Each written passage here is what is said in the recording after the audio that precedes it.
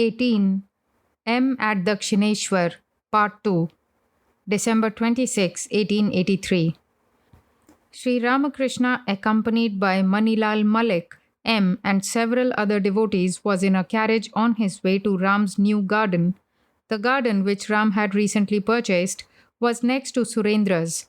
Ram adored the master as an incarnation of God.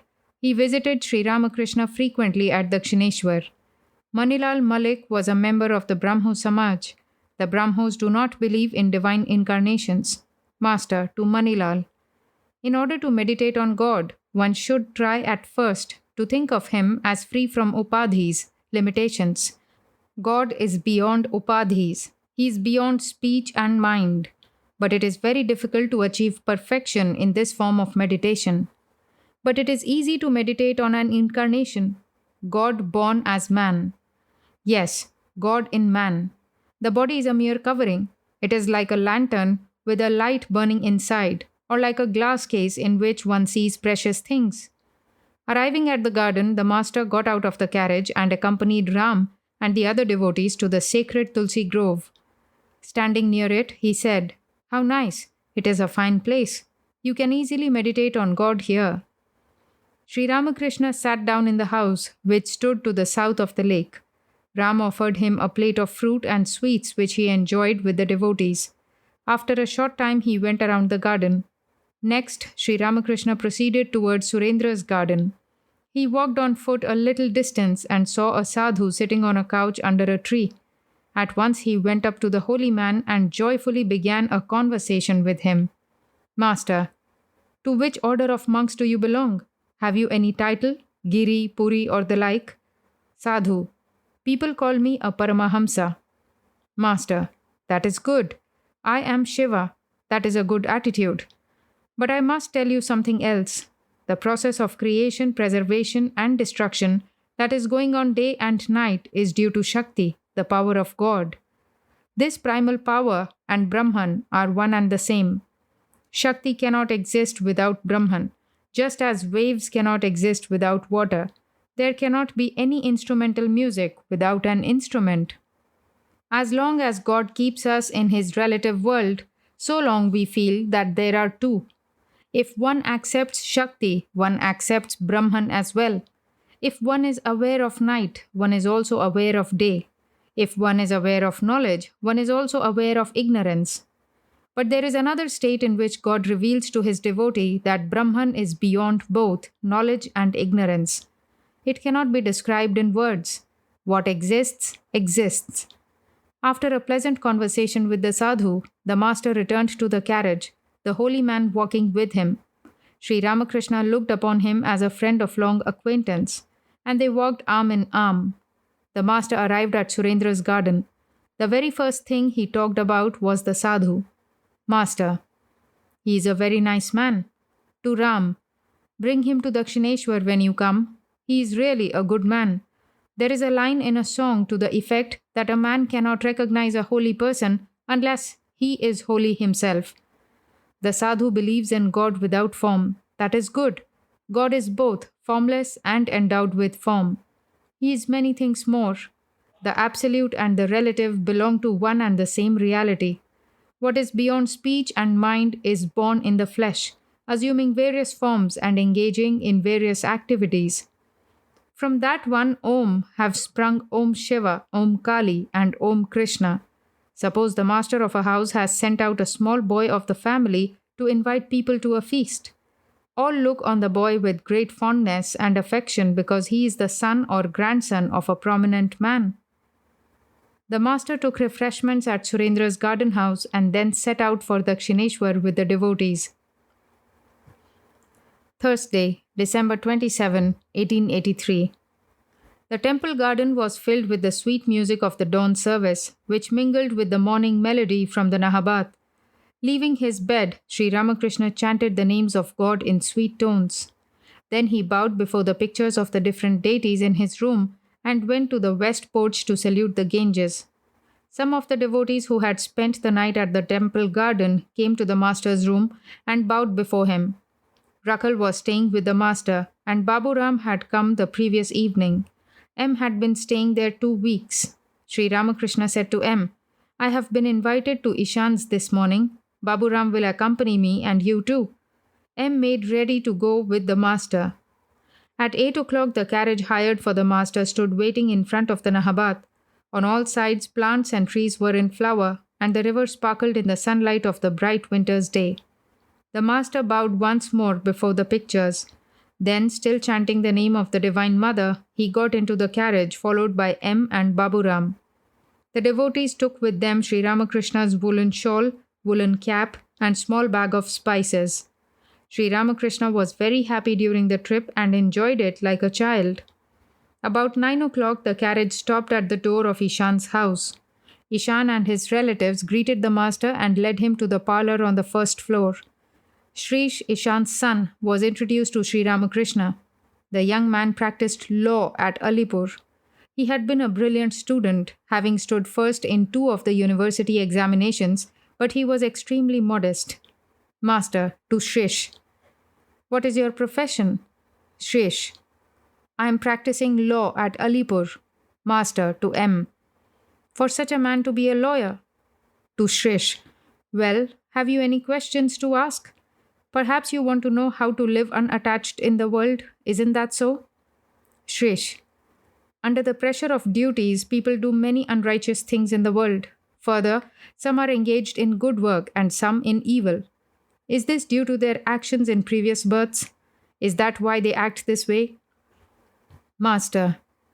How long should a man perform his duties? As long as he has not attained God. Duties drop away after the realization of God. Then one goes beyond good and evil.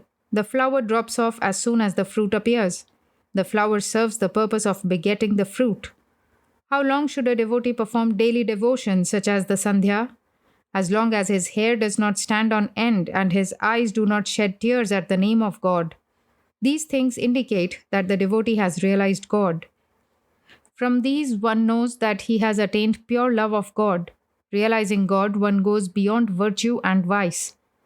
I bow my head, says Prasad, before desire and liberation, knowing the secret that Kali is one with the highest Brahman. I have discarded once for all both righteousness and sin. The more you advance toward God, the less He will give you worldly duties to perform. Shrish. It is extremely difficult to proceed toward God while leading the life of a householder. Master. Why so? What about the yoga of practice? At Kamarpukar, I have seen the women of the carpenter families selling flattened rice. Let me tell you how alert they are while doing their business. The pestle of the husking machine that flattens the paddy constantly falls into the hole of the mortar. The woman turns the paddy in the hole with one hand and with the other holds her baby on her lap as she nurses it. In the meantime, customers arrive. The machine goes on pounding the paddy and she carries on her bargains with the customers. She says to them, "Pay the few pennies you owe me before you take anything more." You see, she has all these things to do at the same time. Nurse the baby, turn the paddy as the pestle pounds it, take the flattened rice out of the hole, and talk to the buyers. This is called the yoga of practice. 15 parts of her mind out of 16 are fixed on the pestle of the husking machine, lest it should pound her hand. With only one part of her mind, she nurses the baby and talks to the buyers. Likewise, he who leads the life of a householder should devote 15 parts of his mind to God.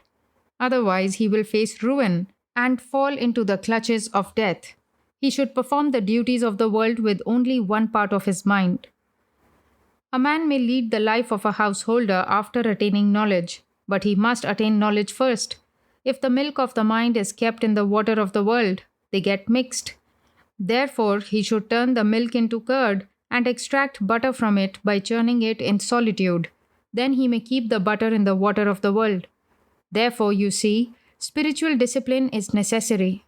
When the Ashwatha tree is a mere sapling, it must be enclosed by a fence, otherwise the cattle will eat it. But the fence may be taken away when the trunk grows thick and strong. Then even an elephant tied to the tree cannot harm it. Therefore, at the beginning, the aspirant should go into solitude now and then. Spiritual discipline is necessary. You want to eat rice. Suppose you sit down somewhere and say, "Wood contains fire and fire cooks rice." Can saying it cook the rice? You must get 2 pieces of wood and by rubbing them together bring out the fire. By eating siddhi, one becomes intoxicated and feels happy. But suppose you haven't eaten the stuff or done anything else with it, you simply sit down somewhere and mutter, Siddhi, Siddhi. Will that intoxicate you or make you happy? You may learn a great deal from books, but it is all futile if you have no love for God and no desire to realize Him. A mere Pandit, without discrimination and renunciation, has his attention fixed on woman and gold. The vulture soars very high, but its eyes are fixed on the charnel pit. That alone is knowledge, through which one is able to know God. All else is futile. Well, what is your idea about God? Shreesh, sir, I feel that there is an all knowing person. We get an indication of his knowledge by looking at his creation. Let me give an illustration. God has made devices to keep fish and other aquatic animals alive in cold regions. As water grows colder, it gradually shrinks. But the amazing thing is that just before turning into ice, the water becomes light and expands. In the freezing cold, fish can easily live in the water of a lake. The surface of the lake may be frozen, but the water below is all liquid. If a very cold breeze blows, it is obstructed by the ice. The water below remains warm. Master, that God exists may be known by looking at the universe. But it is one thing to hear of God, another thing to see God, and still another thing to talk to God. Some have heard of milk, some have seen it, and some again have tasted it. You feel happy when you see milk. You are nourished and strengthened when you drink it. You will get peace of mind only when you have seen God. You will enjoy bliss and gain strength only when you have talked to Him. Shreesh, we do not have time to pray to God. Master, with a smile, that is true. Nothing comes to pass except at the right time. Going to bed, a child said to his mother, Mother, please wake me up when I feel the call of nature. My son, said the mother, that urge itself will wake you up. I don't have to wake you. It is all decided beforehand by God what each one shall receive. A mother-in-law used to measure rice with a dish for her daughters-in-law, but it was not enough for them. One day the dish was broken, and that made the girls happy. But the mother-in-law said to them, Children, you may shout and dance, but I can measure the rice with the palm of my hand. To Shreesh, surrender everything at the feet of God. What else can you do? Give Him the power of attorney. Let Him do whatever He thinks best. If you rely on a great man, He will never injure you. It is no doubt necessary to practice spiritual discipline, but there are two kinds of aspirants. The nature of the one kind is like that of the young monkey, and the nature of the other kind is like that of the kitten.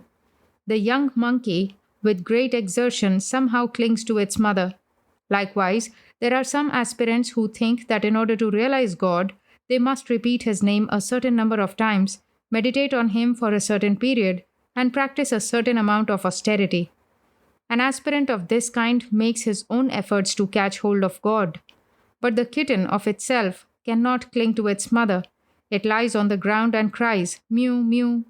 It leaves everything to its mother. The mother cat sometimes puts it on a bed, sometimes on the roof behind a pile of wood. She carries the kitten in her mouth hither and thither. The kitten doesn't know how to cling to the mother. Likewise, there are some aspirants who cannot practice spiritual discipline by calculating about japa or the period of meditation. All that they do is cry to God with yearning hearts. God hears their cry and cannot keep Himself away. He reveals Himself to them. At noon, the host wished to feed the master and the devotees. Sri Ramakrishna was smilingly pacing the room. Now and then he exchanged a few words with the musician. Musician, it is God alone who is both the instrument and the cause. Duryodhana said to Krishna, O Lord, Thou art seated in my heart. I act as Thou makest me act. Master, with a smile, yes, that is true. It is God alone who acts through us. He is the doer, undoubtedly, and man is His instrument. But it is also true that an action cannot fail to produce its result. Your stomach will certainly burn if you eat hot chili. It is God who has ordained that chili will burn your stomach. If you commit a sin, you must bear its fruit. But one who has attained perfection, realized God, cannot commit sin. An expert singer cannot sing a false note. A man with a trained voice sings the notes correctly. Sa, re, ga, ma, pa, dha, ni. The meal was ready. The master and the devotees went to the inner court, where they were treated to a generous feast.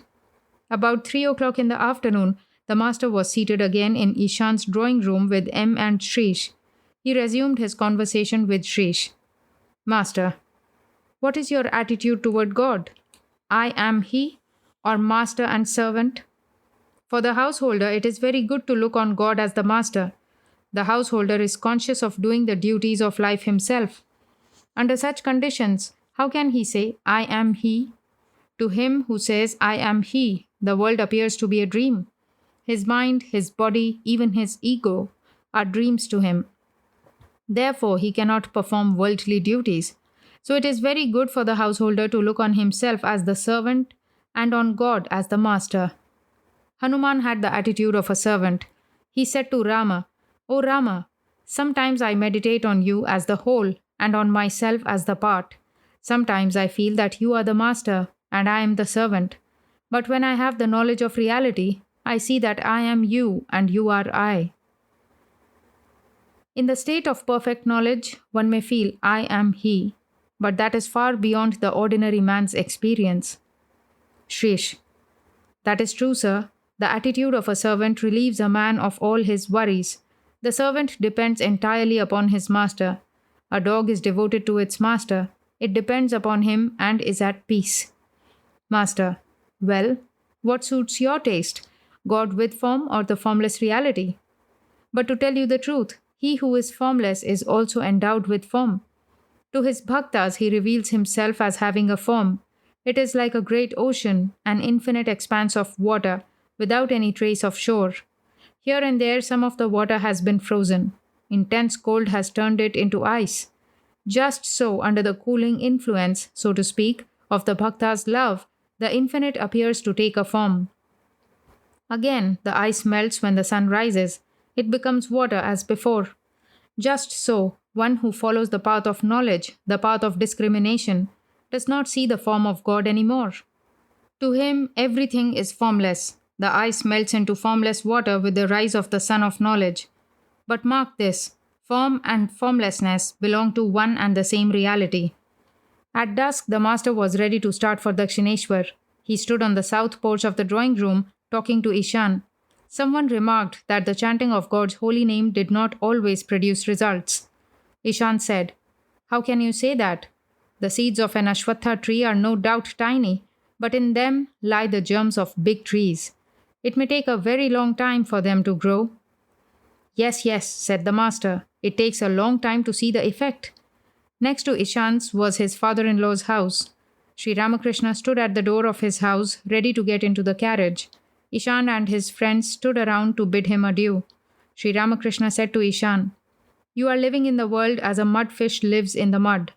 It lives in the mud, but its body is not stained. There are both Vidya and Avidya in this world of Maya. Who may be called a Paramahamsa? He who like a swan can take the milk from a mixture of milk and water, leaving aside the water. He who like an ant can take the sugar from a mixture of sugar and sand, leaving aside the sand. It was evening. The master stopped at Ram's house on his way to Dakshineshwar. He was taken to the drawing room and there he engaged in conversation with Mahendra Goswami. Mahendra belonged to the Vaishnava sect and was Ram's neighbor. Sri Ramakrishna was fond of him. Master, the worshippers of Vishnu and the worshippers of Shakti will all ultimately reach one and the same goal. The ways may be different. The true Vaishnavas do not criticize the Shaktas. Goswami, smiling. Shiva and Parvati are our father and mother. Sri Ramakrishna, out of his stock of a dozen English words, said sweetly, Thank you. Then he added, Yes, father and mother. Goswami, besides, it is a sin to criticize anyone, especially a devotee of God. All sins may be forgiven, but not the sin of criticizing a devotee. Master, but this idea of sin does not by any means affect all. For instance, the Ishvara Kotis, such as incarnations of God, are above sin. Sri Chaitanya is an example. A child walking on a narrow ridge and holding to his father may slip into the ditch, but that can never happen if the father holds the child by the hand. Listen, I prayed to the Divine Mother for pure love. I said to her, here is thy righteousness, here is thy unrighteousness. Take them both and give me pure love for thee. Here is thy purity, here is thy impurity. Take them both and give me pure love for thee. O Mother, here is thy virtue, here is thy vice. Take them both and give me pure love for thee. Goswami, yes, sir, that is right. Master, you should undoubtedly bow before all views. But there is a thing called unswerving devotion to one ideal. True, you should salute everyone, but you must love one ideal with your whole soul. That is unswerving devotion. Hanuman could not take delight in any other form than that of Rama. The gopis had such single-minded love for the cowherd Krishna of Vrindavan that they did not care to see the turbaned Krishna of Dwarka. A wife may serve her husband's brothers by fetching water, or in other ways, but she cannot serve them in the way she does her husband. With him she has a special relationship. Ram treated the master to sweets. Sri Ramakrishna was ready to start for Dakshineshwar. He put on his woolen shawl and cap, and got into the carriage with M and the other devotees. Ram and his friends saluted the master. Saturday, December 29, 1883. It was the day of the new moon, auspicious for the worship of the Divine Mother. At 1 o'clock in the afternoon, Sri Ramakrishna got into a carriage to visit the temple of Kali at Kali Ghat. He intended to stop at Adhar's house on the way, since Adhar was to accompany him to the temple. While the carriage was waiting near the north porch of the master's room, M went to the master and said, Sir, may I also go with you? Master, why? M, I should like to visit my home in Calcutta. Sri Ramakrishna reflected a moment and said, Must you go home? Why? You are quite all right here. M wanted to see his people a few hours, but evidently the master did not approve. Sunday, December 30, 1883. At 3 o'clock in the afternoon, while M was walking up and down under a tree, a devotee came to him and said that the master had sent for him. M went to Sri Ramakrishna's room and found a number of devotees there. He saluted the master. Ram, Kedar, and others had arrived from Calcutta. Ram had brought with him the Vedantist monk, whom the master had visited near his garden a few days earlier. On that occasion, Sri Ramakrishna had asked him to bring the sadhu to Dakshineshwar. The monk was sitting on the small couch with the master. They were talking happily in Hindustani. Master, what do you feel about all this? Monk, it is all like a dream. Master, Brahman alone is real and the world illusory. Well, sir, what is Brahman? Monk, Brahman is the sound. It is Om. Master, but there must be something indicated by the sound. Isn't that so? Monk, that itself is the thing indicated as well as the indicator. At these words, Sri Ramakrishna went into samadhi and sat motionless. The monk and the devotees looked wonderingly at him in his ecstatic condition. Kedar said to the monk, Look at him, sir. This is samadhi. The monk had read of samadhi but had never seen it before. After a few minutes, the master began gradually to come down to the normal plane of consciousness. He said to the Divine Mother, Mother, I want to be normal. Please don't make me unconscious. I should like to talk to the sadhu about Satchidananda. Mother, I want to be merry talking about Satchidananda. The monk was amazed to see the master's condition and to hear these words. Sri Ramakrishna said to him, Please do away with your I am he. Let us now keep I and thou to enjoy the fun.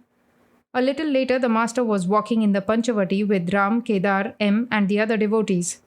Master, to Kedar with a smile, What did you think of the sadhu?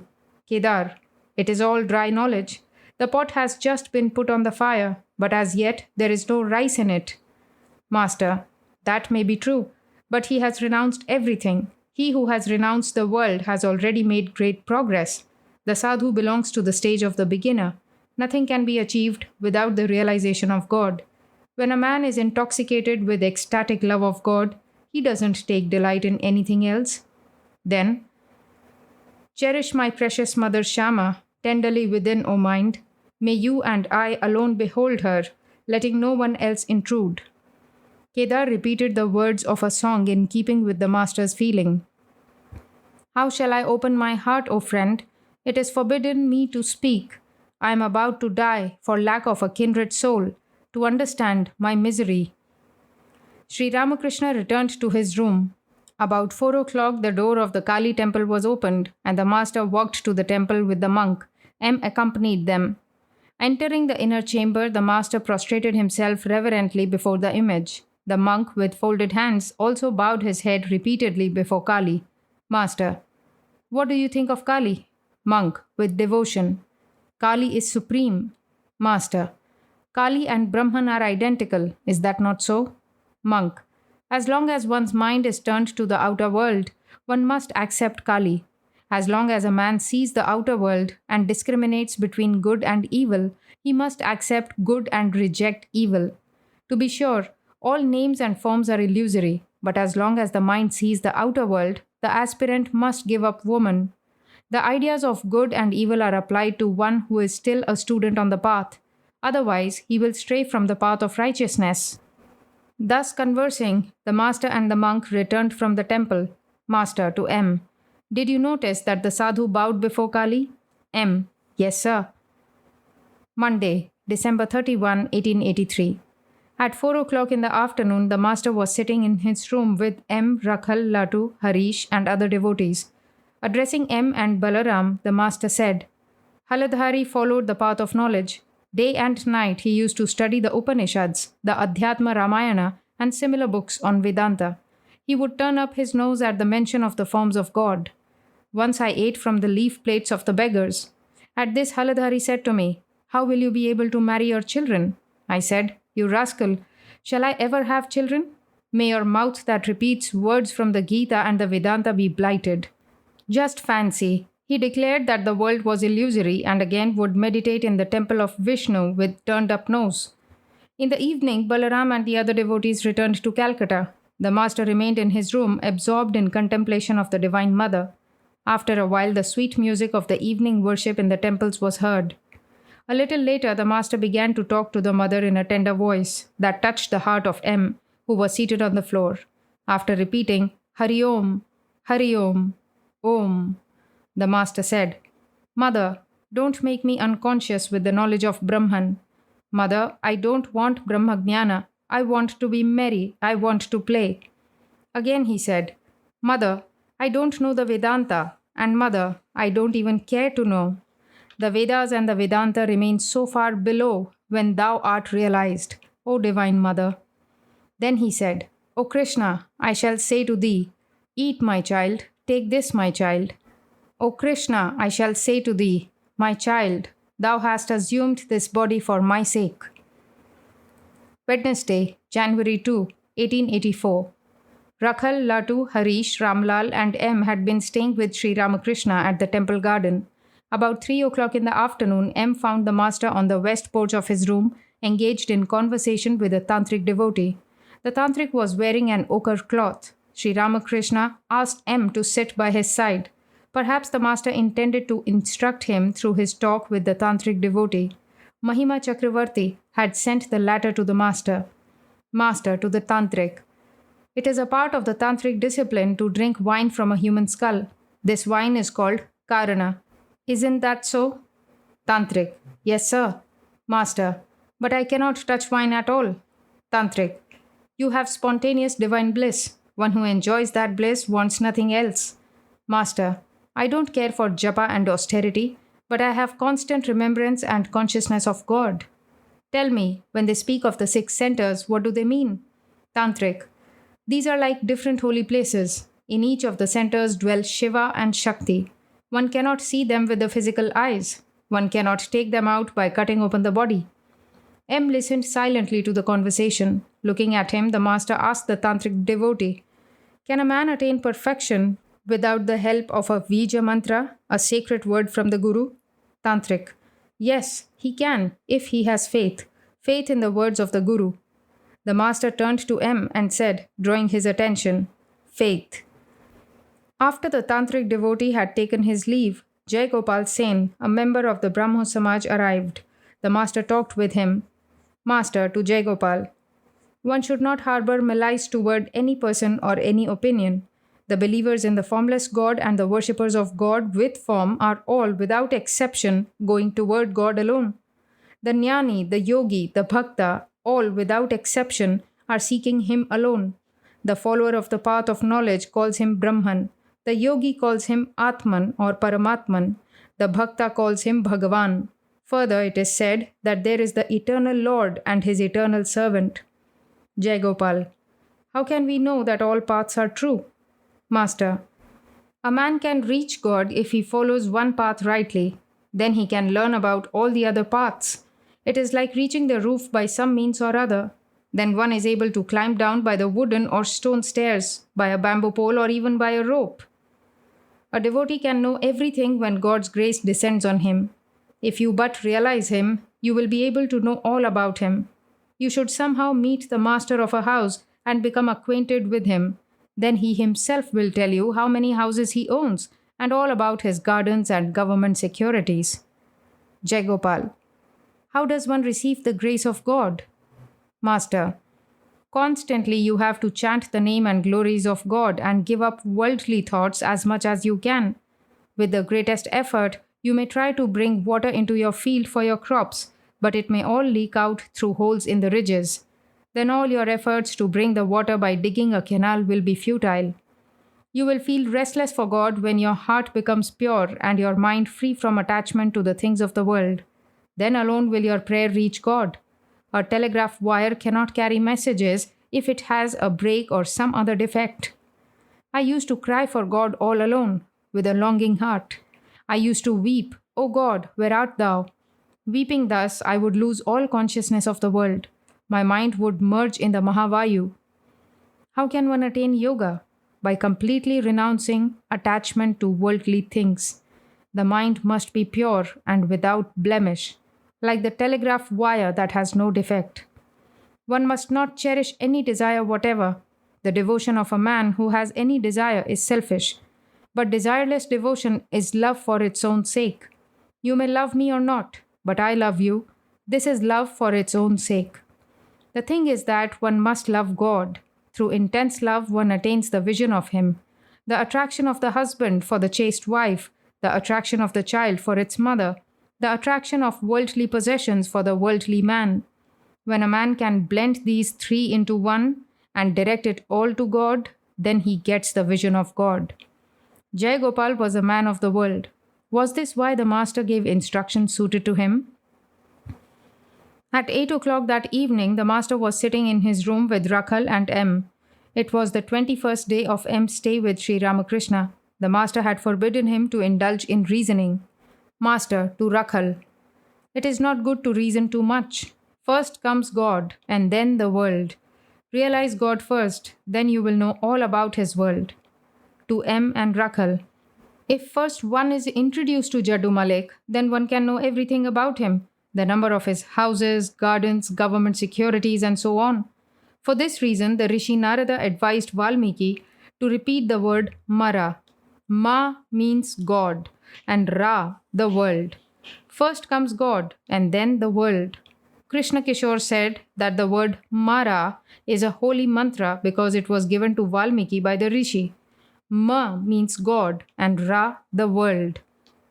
Therefore, like Valmiki, one should at first renounce everything and cry to God in solitude with a longing heart. The first thing necessary is the vision of God. Then comes reasoning about the scriptures and the world. To M. That is why I have been telling you not to reason anymore. I came from the pine grove to say that to you. Through too much reasoning, your spiritual life will be injured. You will at last become like Hazra. I used to roam at night in the streets, all alone, and cry to the Divine Mother, O Mother, blight with thy thunderbolt my desire to reason. Tell me that you won't reason any more. M. Yes, sir, I won't reason any more. Master. Everything can be achieved through bhakti alone. Those who want the knowledge of Brahman will certainly achieve that also by following the trail of bhakti. Can a man blessed with the grace of God ever lack knowledge? At Kamarpokar, I have seen grain dealers measuring paddy.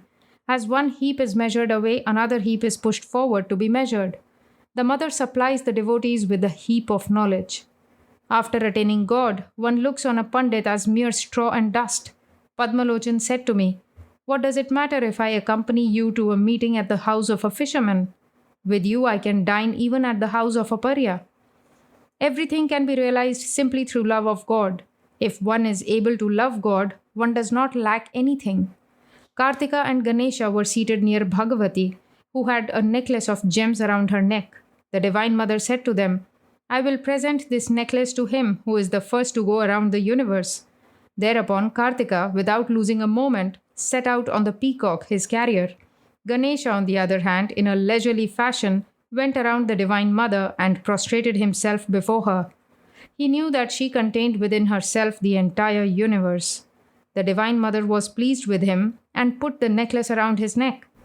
After a long while, Kartika returned and found his brother seated there with the necklace on. Weeping, I prayed to the mother, "O mother, reveal to me what is contained in the Vedas and the Vedanta. Reveal to me what is in the Purana and the Tantra." One by one, she has revealed all these to me. Yes, she has taught me everything. Oh, how many things she has shown me. One day she showed me Shiva and Shakti everywhere. Everywhere I saw the communion of Shiva and Shakti. Shiva and Shakti existing in all living things, men, animals, trees, plants. I saw them in the communion of all male and female elements. Another day I was shown heaps of human heads, mountain high. Nothing else existed, and I was seated alone in their midst. Still another day she showed me an ocean. Taking the form of a salt doll, I was going to measure its depth. While doing this, through the grace of the Guru, I was turned to stone. Then I saw a ship and at once got into it. The helmsman was the Guru. I hope you pray every day to Sachidananda, who is the Guru. Do you? M. Yes, sir. Master, the Guru was the helmsman in that boat. I saw that I and you were two different things. Again I jumped into the ocean and was changed into a fish. I found myself swimming joyfully in the ocean of Sachidananda. These are all deep mysteries. What can you understand through reasoning? You will realize everything when God Himself teaches you. Then you will not lack any knowledge. Friday, January 4, 1884. Sri Ramakrishna was sitting in his room. M was still staying with the master, devoting his time to the practice of spiritual discipline.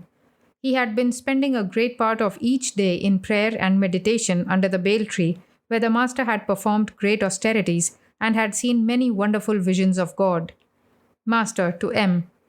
Don't reason any more. In the end, reasoning only injures the aspirant. One should assume a particular attitude toward God while praying to Him. The attitude of friend or servant or son or hero. I assume the attitude of a child. To me, every woman is my mother. The divine Maya, seeing this attitude in an aspirant, moves away from his path out of sheer shame. The attitude of hero is extremely difficult. The Shaktas and the Bauls among the Vaishnavas follow it, but it is very hard to keep one's spiritual life pure in that attitude. One can assume other attitudes toward God as well. The attitude in which the devotee serenely contemplates God as the Creator, the attitude of service to Him, the attitude of friendship, the attitude of motherly affection, or the attitude of conjugal love. The conjugal relationship, the attitude of a woman to her husband or sweetheart, contains all the rest: serenity, service, friendship, and motherly affection. To M. Which one of these appeals to your mind? M. I like them all. Master, when one attains perfection, one takes delight in all these relationships. In that state, a devotee has not the slightest trace of lust. The holy books of the Vaishnavas speak of Chandidas and the washerwoman. Their love was entirely free from lust. In that state, a devotee looks on himself as a woman. He does not regard himself as a man. Sanatana Goswami refused to see Mirabai because she was a woman. Mira informed him that at Vrindavan the only man was Krishna and that all others were his handmaids. Was it right of Sanatana to think of himself as a man? Mira inquired. At dusk, M was sitting at the master's feet. Sri Ramakrishna had been told that Keshab's illness had taken a turn for the worse. He was talking about Keshab and incidentally about the Brahmo Samaj. Master to M. Do they only give lectures in the Brahmo Samaj? Or do they also meditate? I understand that they call their service in the temple Upasana. Keshab at one time thought a great deal of Christianity and the Christian views. At that time and even before, he belonged to Devendranath Tagore's organization. M. Had Keshab Babu come here from the very beginning, he would not have been so preoccupied with social reform. He would not have been so busy with the abolition of the caste system, widow remarriage, intercaste marriage, women's education, and such social activities. Master. Keshab now believes in Kali as the embodiment of spirit and consciousness, the primal energy. Besides, he repeats the holy name of the mother and chants her glories. Do you think the Brahmo Samaj will develop in the future into a sort of social reform organization? M. The soil of this country is different. Only what is true survives here. Master. Yes, that is so.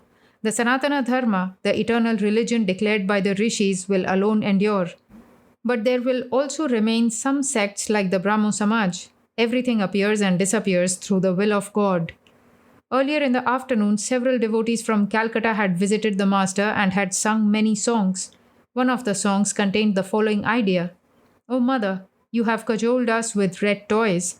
You will certainly come running to us when we throw them away and cry ourselves hoarse for you." Master to M. How well they sang about the red toys. M. Yes, sir. You once told Keshab about the red toys. Master.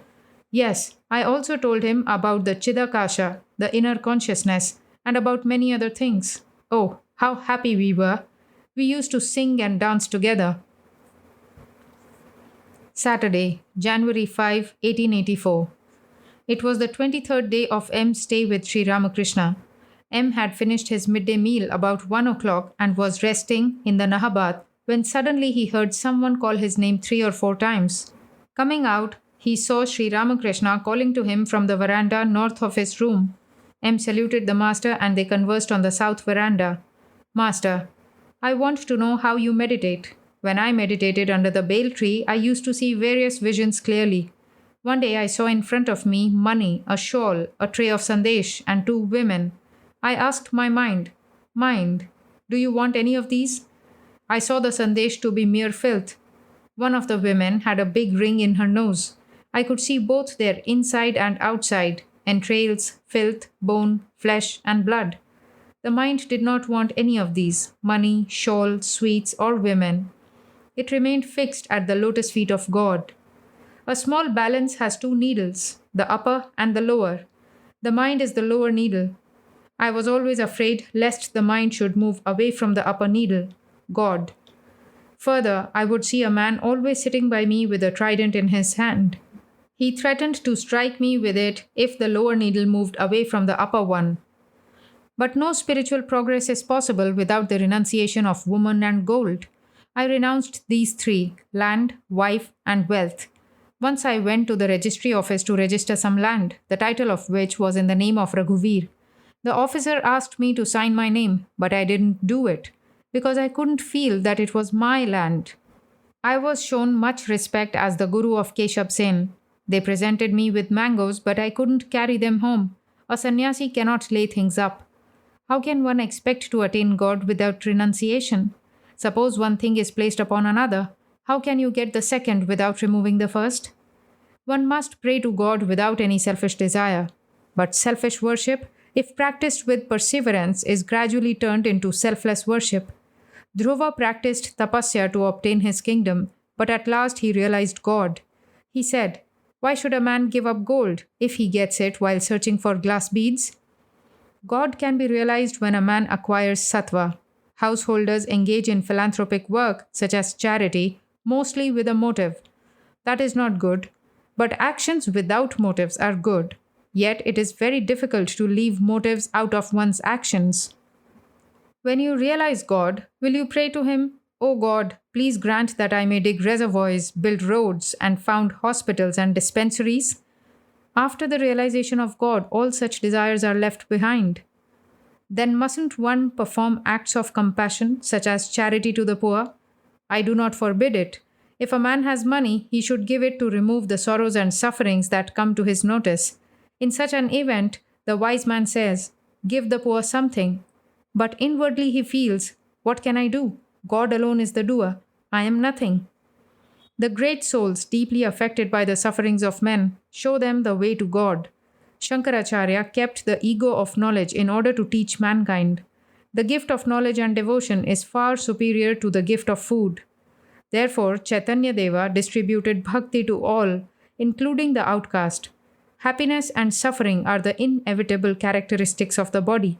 You have come to eat mangoes. Fulfill that desire. The one thing needful is jnana and bhakti. God alone is substance, all else is illusory. It is God alone who does everything. You may say that in that case man may commit sin, but that is not true. If a man is firmly convinced that God alone is the doer and that he himself is nothing, then he will never make a false step. It is God alone who has planted in man's mind what the Englishman calls free will. People who have not realized God would become engaged in more and more sinful actions if God had not planted in them the notion of free will. Sin would have increased if God had not made the sinner feel that he alone was responsible for his sin. Those who have realized God are aware that free will is a mere appearance. In reality, man is the machine and God its operator. Man is the carriage and God its driver. It was about 4 o'clock. Rakhal and several other devotees were listening to a kirtan by M in the hut at the Panchavati. Rakhal went into a spiritual mood while listening to the devotional song. After a while, the master came to the Panchavati accompanied by Babu Ram and Harish. Other devotees followed. Rakhal, how well he, referring to M, sang kirtan for us. He made us all very happy. The master sang in an ecstatic mood. Oh friends, how great is my relief to hear you chanting Krishna's name. To the devotees he said, always sing devotional songs. Continuing, he said, to love God and live in the company of the devotees. That is all. What more is there? He said again, when Krishna went to Mathura, Yashoda came to Radha, who was absorbed in meditation. Afterwards, Radha said to Yashoda, I am the primordial energy. Ask a boon of me. What other boon shall I ask of you? Said Yashoda. Only bless me that I may serve God with my body, mind, and tongue, that I may behold his devotees with these eyes, that I may meditate on him with this mind, and that I may chant his name and glories with this tongue. But those who are firmly established in God may do as well without the devotees. This is true of those who feel the presence of God both within and without.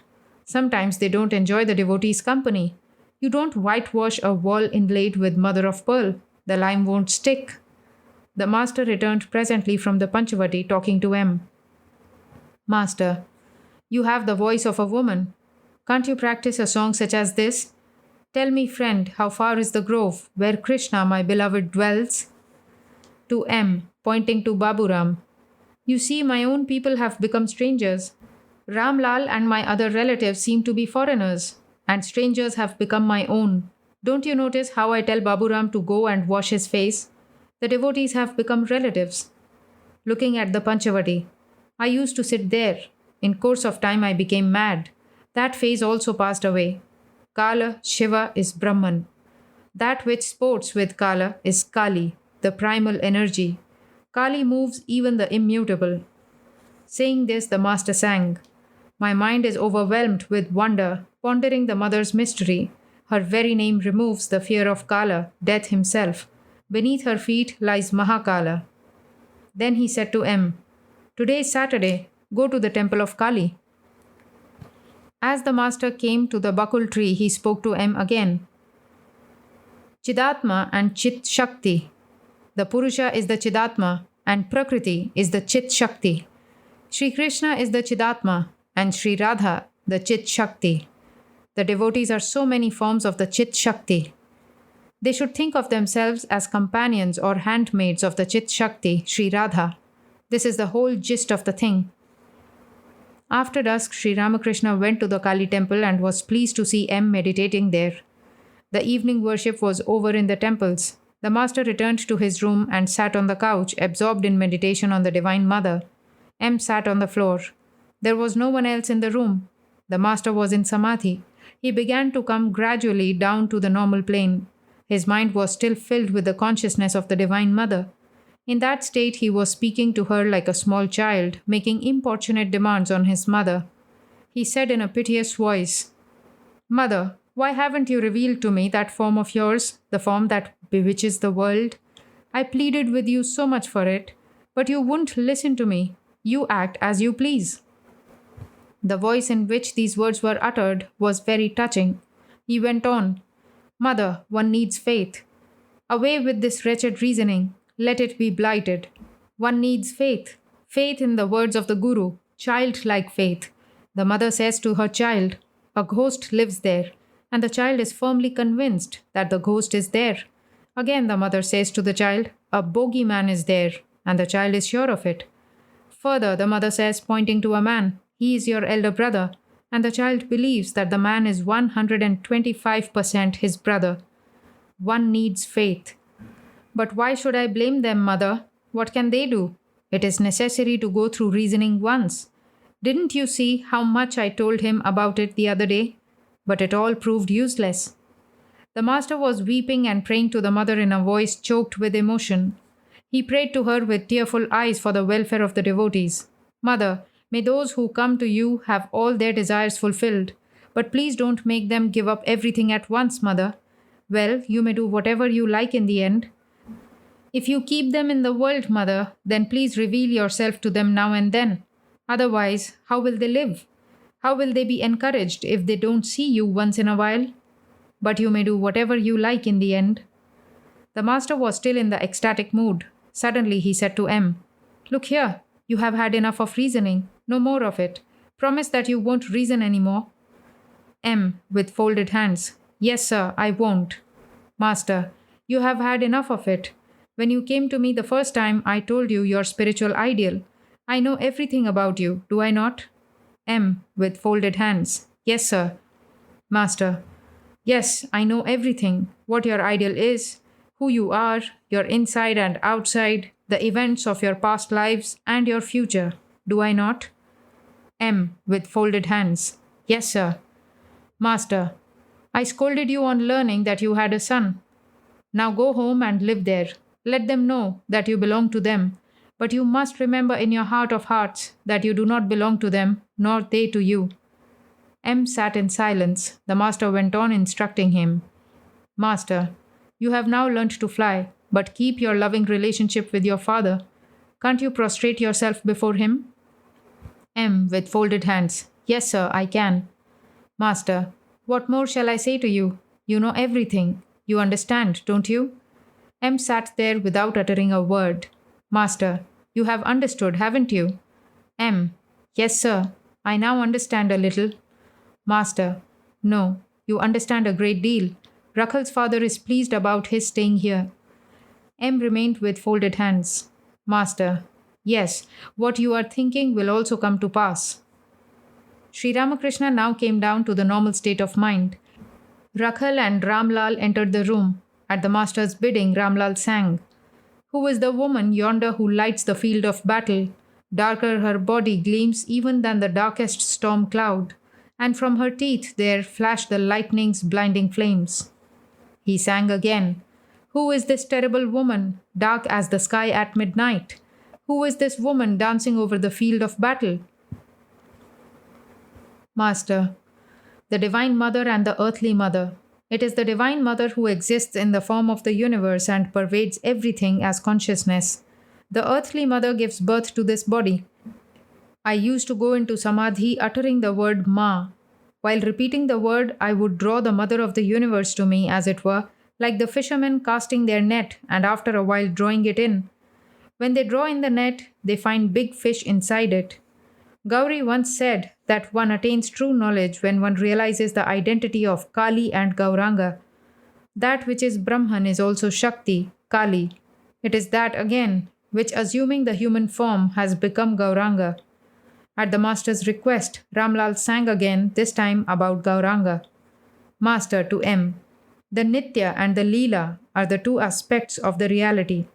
God plays in the world as man for the sake of his devotees. They can love God only if they see him in a human form. Only then can they show their affection for him as their brother, sister, father, mother, or child. It is just for this love of the devotees that God contracts himself into a human form and descends on earth to play his Leela.